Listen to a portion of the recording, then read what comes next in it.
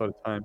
Actually, something that I mean, we've talked about this for a lot, Mark, but it's still a good idea I think to go over it because some people haven't heard, and we have a lot of people watching today as well. And that is, come on, dude, did I just actually forget? Oh no, I remember. Okay. Okay. So it's like blueprints or mass construction. Um, Yeah. we haven't got that. Will we have it? If not, why not? I mean, that one is a tricky one. So I think this one, it might be one of the oldest ones I think that's been going around internally as well. That discussion. I mean, that got in really early when players started playing. That they were like, I want blueprints, mass building, and all that stuff, drag and dropping for my foundations. I mean, of course, there's technical issues with that. I think the blueprints are very difficult to do. I'm not 100% sure. You guys probably know more about that than I do. Yes. I don't. The technical difficulties. Yeah, it's the connections that are the technical, like the issue, like, because it's not hard to do like a composition of buildings, but hooking them up is the difficult part, and making that work properly. Okay. Yeah. Yeah, I understood. Yeah, the technical issues, and then I was talking with Stefan recently about this, and the problem is that the bigger your factory is, the more messed up your frame rate will become. That is just a given. And this game, I mean, a lot of people are building massive factories, and that is really cool to see. But at some point, you will reach that moment where everything just starts breaking and your entire computer lights on fire. And if we add tools to make it easier to build bigger, faster, more and more as you progress, then we might kind of be driving ourselves into this corner where more people will start building bigger factories, and they will build bigger factories than they're now even building. And then the game doesn't really become playable anymore at a certain point.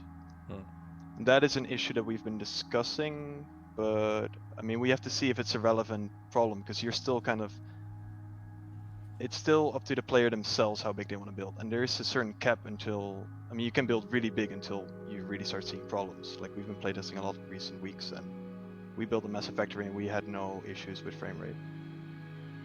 So it's something to consider. Like, we're still looking into it, but I think we should have them personally.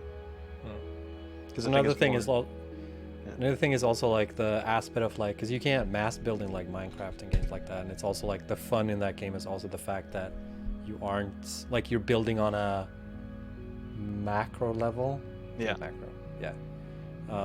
Which makes everything is from your perspective. You're not like, it's not a, SimCity type game where like it's easy to get an overhead of everything,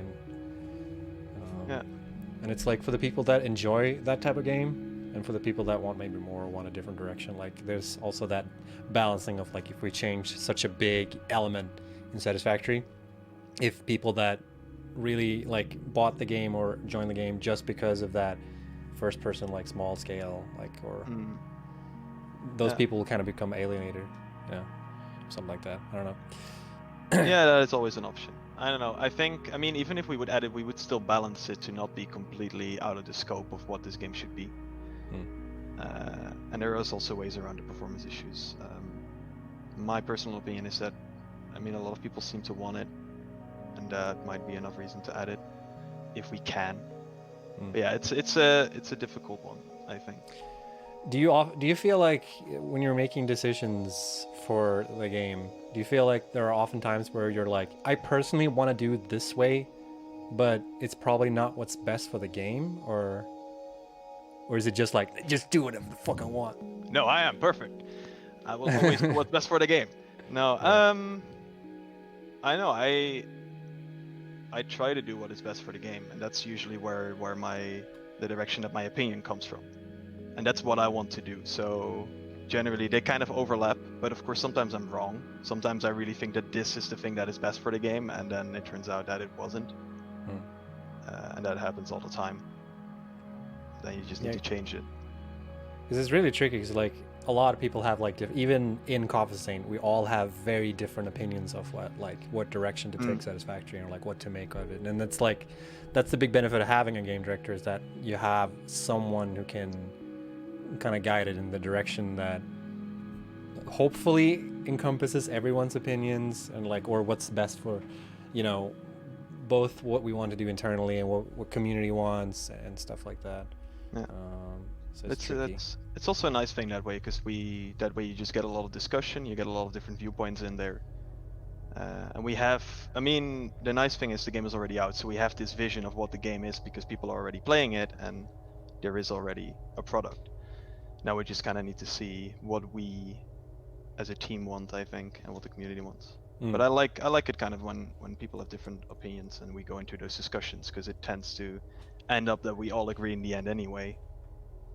And then you got hopefully the best thing that we could have made at that point. And then we just throw it to the players and they hopefully will spot some flaws with it as well, and then we can fix those as well. Okay.